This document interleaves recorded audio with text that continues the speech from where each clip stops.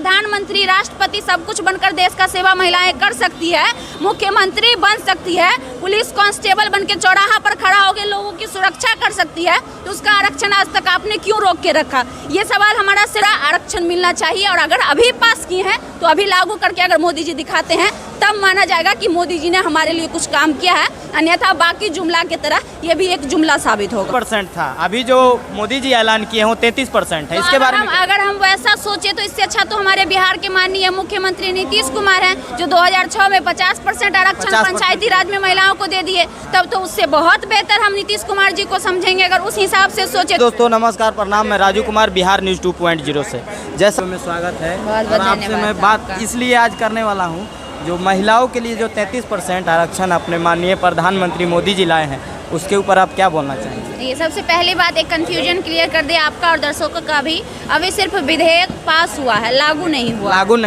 नहीं हुआ तो 2024 में कहीं से भी इसका कोई फायदा महिलाओं को नहीं होने वाला है, क्योंकि ये कहा गया उस विधेयक में साफ साफ शब्दों में ये लिखा गया है कि 2026 के बाद जब जातीय जनगणना फिर से होगी, क्योंकि जातीय जनगणना 19 के बाद अभी तक नहीं हुई है, तो जातीय जनगणना फिर से जब होगी तब जाके इस बिल को फाइनली लागू किया जाएगा। और कोई भी बिल पास होने से बेनिफिट नहीं होता है, बिल लागू होने से बेनिफिट होता है। तो 2024 तो ऐसे ही महिलाओं के लिए चला गया। ये सिर्फ जुमला फेंका गया है ताकि लोगों को लगे कि महिलाओं को दिखाया जाए कि महिलाओं के लिए कुछ किया जा रहा है। आखिर जुमला क्यों फेंका गया? जुमला 24 के चुनाव में महिलाओं को लालच दिया गया है कि हम आपके लिए कुछ कर रहे हैं। अगर यही चीज मोदी जी को करना था तो हमें तब बहुत खुशी होती जब वो 14 में आए थे और 15 में पास करवाते, क्योंकि ये महिला बिल जो ये आज आरक्षण की बात कर रहे हैं, ये बात चल रही है 1996-92 से और लगातार 27 साल से लगभग। आपको बता दें कि इस पर इससे पहले जो प्रधानमंत्री थे उन्होंने भी बात रखा था, उससे भी पहले जो प्रधानमंत्री थे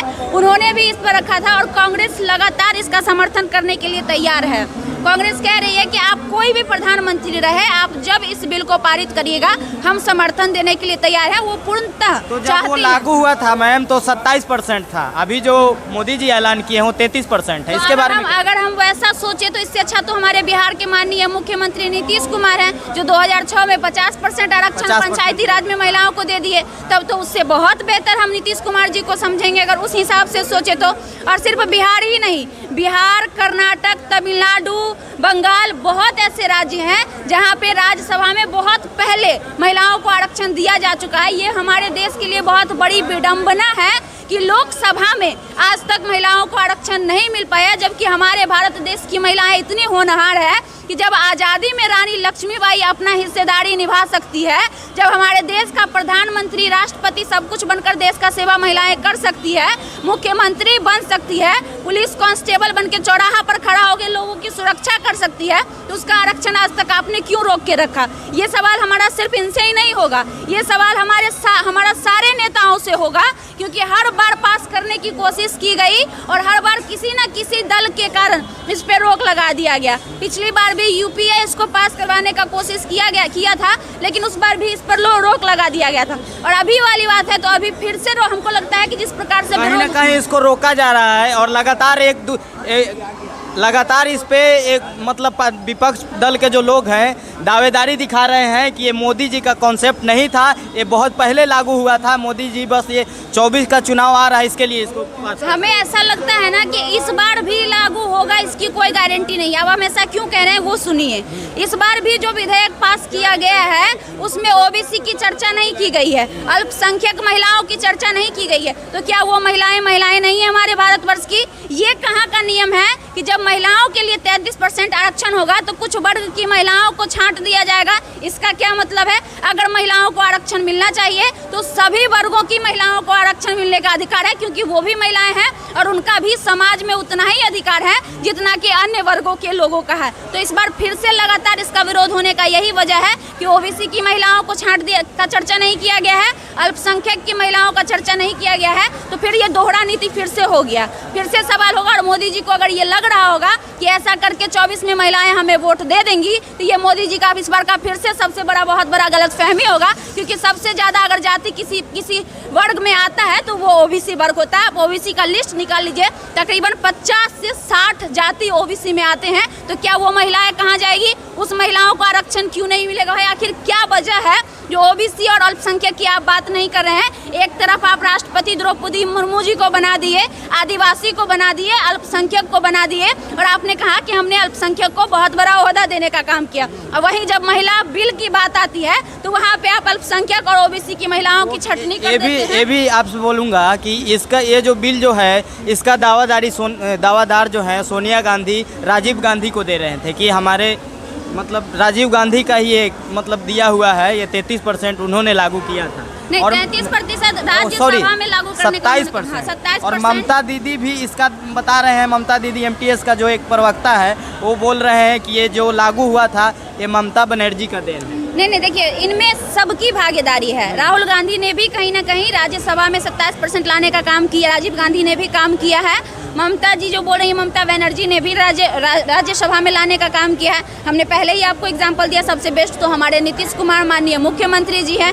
जो 33% सभी चीज़ों में आरक्षण दिए हुए हैं और 50% दिए हुए हैं आरक्षण आपका इसमें पंचायती राज चुनाव में, जिस वजह से आज हमारे बिहार राज्य में महिलाएं हर चुनाव में बढ़ चढ़ कर हिस्सा ले रही है और बहुत ज़्यादा आगे बढ़ रही है। आज अगर हमारा बिहार में महिलाएं अगर आगे आई है, महिलाएं अगर इतना हिम्मत जुटा पाई हैं तो वो नीतीश कुमार जी का देन है, इसमें कहीं से कोई दो राय नहीं है। तो हम चाहेंगे कि जिस प्रकार महिलाओं के सशक्तिकरण पर नीतीश कुमार जी ने ध्यान दिया उसी प्रकार मोदी जी को भी ध्यान देने की ज़रूरत है, क्योंकि अब महिलाएं भी अहम हिस्सा निभाती है हमारे समाज के सभी कार्यों में, सभी चीज़ों में। हम आपको बोले ना कि जब एक पुलिस महिला रोड के चौराहे पर खड़े होकर हमारे समाज के व्यक्ति के, हमारे समाज के लोगों की सुरक्षा कर सकती है तो उन्हें संसद में भी जगह मिलनी चाहिए, चाहे सदन हो, चाहे संसद हो, चाहे लोकसभा हो, चाहे राज्यसभा हो, हर जगह उन महिलाओं की भागीदारी होनी चाहिए। राहुल जी कहते हैं कि अगर ये बिल अगर ला ही दिए हैं तो इनको इमीडिएटली पास किया जाए, अभी से ही लागू किया जाए चुनाव से पहले। बहुत अच्छी बात है, तभी तो इस बार के चुनाव में तो क्या लगता है कि चुनाव से पहले मोदी जी पास करेंगे? नहीं पास होगा,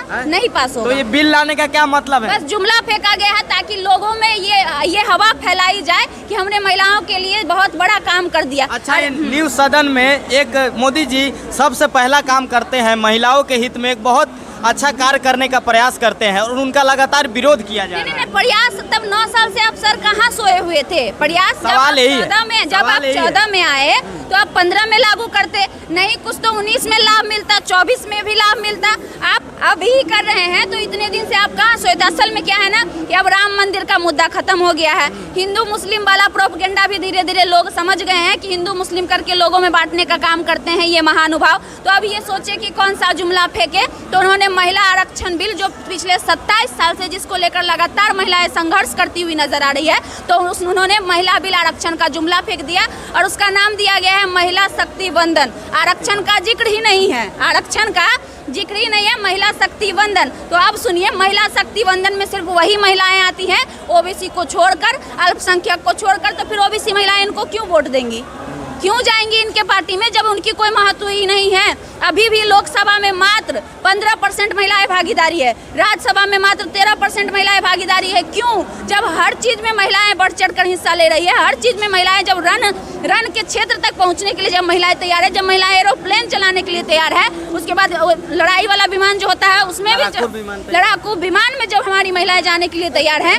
तो लोकसभा और राज्यसभा में महिलाओं की छटनी क्यों नहीं? महिलाओं को 33 नहीं 50% का आरक्षण मिलना चाहिए और 50% की भागीदारी होनी चाहिए अब हमारे देश में महिलाओं में। और यहाँ पे इतने पुरुष हैं, आप पूछ लीजिए, हमें नहीं लगता है कि किसी भी पुरुष को आपत्ति होगा। उन पुरुषों को आपत्ति होगा जिन पुरुषों में जलन होगा कि महिलाएं हमसे आगे ना बढ़ जाए। अन्यथा अगर हम हैं, एक महिला है या फिर एक पिता से पूछ लीजिए, क्या आपकी बेटी को 50% आरक्षण दिया जाए, तो हमें नहीं लगता है कि कोई पिता कहेगा कि नहीं हमारे बेटी को 50% आरक्षण नहीं दिया जाए। वो गर्व से कहेगा कि हमारी बेटी भी उस जगह पर बैठकर और देश को चलाने का काम करेगी। अब पूरा आरक्षण मिलना चाहिए और अगर अभी पास किए हैं तो अभी लागू करके अगर मोदी जी दिखाते हैं तब माना जाएगा कि मोदी जी ने हमारे लिए कुछ काम किया है। अन्यथा बाकी जुमला की तरह ये भी एक जुमला साबित होगा।